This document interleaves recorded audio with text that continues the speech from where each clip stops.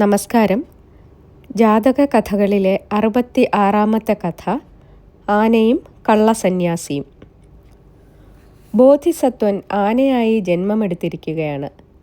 ഹിമാലയത്തിൻ്റെ താഴ്വരയിലുള്ള കാട്ടിൽ വലിയ ഒരു ആനക്കൂട്ടത്തിൻ്റെ തലവനായി അവൻ കഴിയുകയാണ്.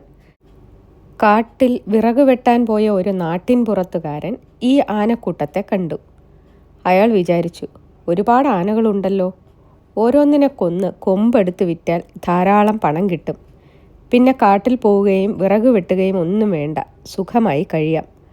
അയാൾ നേരെ ഒരു ആനക്കാരൻ്റെ അടുത്തു പോയി ആനയുടെ മർമ്മങ്ങളെല്ലാം പഠിച്ചു. പിന്നെ പട്ടണത്തിൽ ആനക്കൊമ്പ് കൊണ്ട് ശില്പമുണ്ടാക്കുന്നവൻ്റെ അടുത്തെത്തി ആനക്കൊമ്പുകൾ കൊടുക്കാമെന്ന് ഏർപ്പാടാക്കി. അടുത്ത ദിവസം അയാൾ സന്യാസിയുടെ വേഷം ധരിച്ച് കാട്ടിലേക്ക് പോയി. ആനക്കൂട്ടം വരുന്ന വഴിയിൽ ഒരു വടിയും പിടിച്ച് ധ്യാനത്തിലെന്നതുപോലെ നിന്നു. ആനകൾ അതുവഴി വന്നു. സന്യാസിയെ കണ്ട് അവർ ബഹുമാനത്തോടെ കടന്നുപോയി.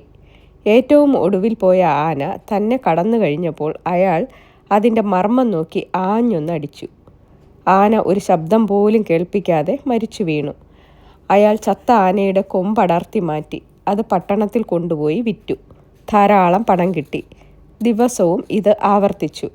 കുറേ നാളായപ്പോൾ ബോധിസത്വന് സംശയമായി, എന്നോടൊപ്പമുള്ള ആനകളുടെ എണ്ണം കുറവുണ്ടോ? ആനകളെ ആരോ കൊല്ലുന്നുണ്ടെന്ന് തോന്നുന്നു.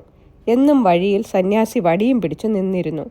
അന്ന് ആനകളുടെ കൂട്ടത്തിൽ ഏറ്റവും പുറകെ പോയത് ബോധിസത്വനാണ്. അവൻ കടന്നുപോയതും സന്യാസി വടിയോങ്ങി. പക്ഷേ അയാളുടെ നീക്കങ്ങൾ ശ്രദ്ധിച്ചിരുന്ന ആന പെട്ടെന്ന് തിരിഞ്ഞ് തുമ്പിക്കൈ കൊണ്ട് വടി തട്ടിത്തെറിപ്പിച്ചു. എന്നിട്ട് ബോധിസത്വൻ പറഞ്ഞു, വഞ്ചക, സന്യാസിയുടെ വേഷത്തിലായതുകൊണ്ട് മാത്രം നിന്നെ ഞാൻ വെറുതെ വിടുന്നു. ഇനി ഈ കാട്ടിൽ കണ്ടാൽ നിന്റെ കുടൽ ഞാൻ എടുക്കും. ഓടിക്കോ. ജീവനും കൊണ്ട് അയാൾ ഓടിപ്പോയി.